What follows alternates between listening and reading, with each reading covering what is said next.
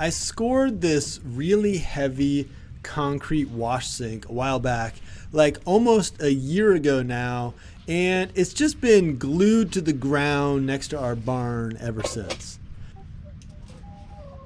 Looking at that sink, I just became more and more convinced that it would make a really nice garden sink.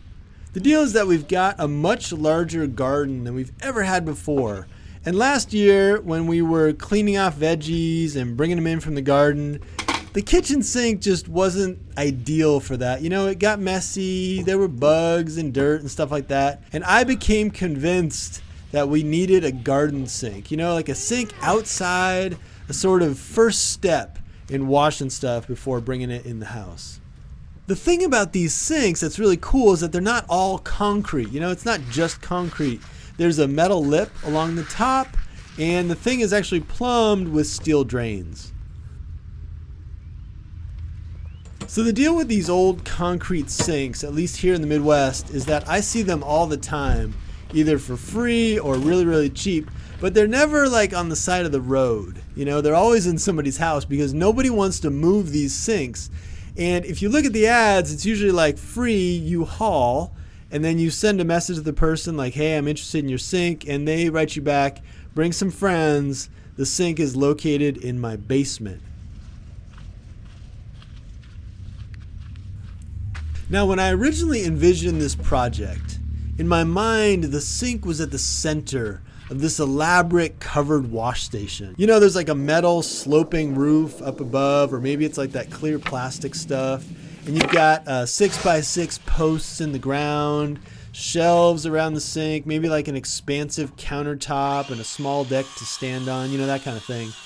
But you may have noticed that I'm always looking to reuse old materials, which is another way of saying that I'm just the cheapest bastard out there. And when it came to do this project, the free concrete wash tub suddenly started kind of calling out to that pile of old lumber I salvaged a few months back on a deck I was demolishing. Plus, there's this virus going around the world at the moment, and folks in my state aren't really supposed to go out on non-essential missions like buying wood for a garden sink. Which brings up the question, is this garden sink essential or is it non-essential? And I guess I have to say that it's non-essential. All right, it's a garden sink. It's not totally necessary. And I've been gardening myself for years and I've never had an outdoor sink.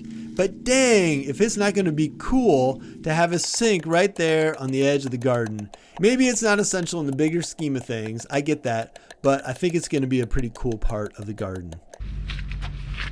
Now, the deal these days is that if you go buy a wash sink, I guarantee you it's going to be plastic and really lightweight. It's going to come disassembled in a box. You take it home, put it together, and once you attach it to the floor, you realize that when you lean on that wash sink, it kind of scoots around and flexes and stuff. Wash sinks these days just are not that solid. But we're used to those lightweight wash sinks, and many of us have them in our houses, and we kind of take for granted and accept the fact that they kind of suck because they're plastic and lightweight, but that's all we've got, so we're just used to them and we accept them. But that was never the case with these old babies. Once in place, these old wash sinks never ever moved or wiggled or vibrated or anything. And there's something just so reassuring about that kind of permanence, even if it comes from a sink. When moving and attempting to lift a colossal concrete wash sink made back when people were bigger and tougher and stronger, go slow. Use gravity and leverage and keep your feet out of the way, and then shimmy. Shimmy that sink along the frame, and you'll find after a little while that it slots right into place. All right, here's a look at the sink kind of roughed in. You can see I put a little bib skirt around here. Just to kind of give a little more stability. This thing does have some leverage if you put weight right here, but it's just so back heavy. I'm not really worried about us moving it. And the next thing to do is to put it back on it and plumb the sucker.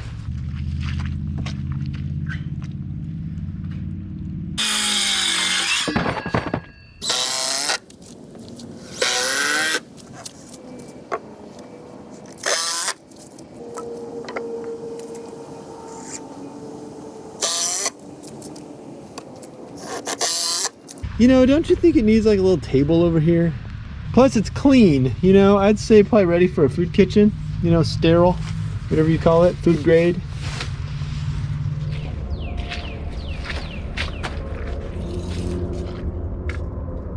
You know when you're watching one of those YouTube videos where the total cost of the materials is zero or close to zero, but the person using the free stuff and found stuff and old scavenged pallets and whatnot, that person has all these tools that are kind of spendy looking and new and battery operated, and you start thinking, wait, you're too stingy to buy new wood, but you'll drop like 250 bucks on a saw that's battery operated just so you don't have to drag out your extension cord? Yeah, this is one of those videos. I have no explanation for the internal contradictions that cut right through the heart of what I do.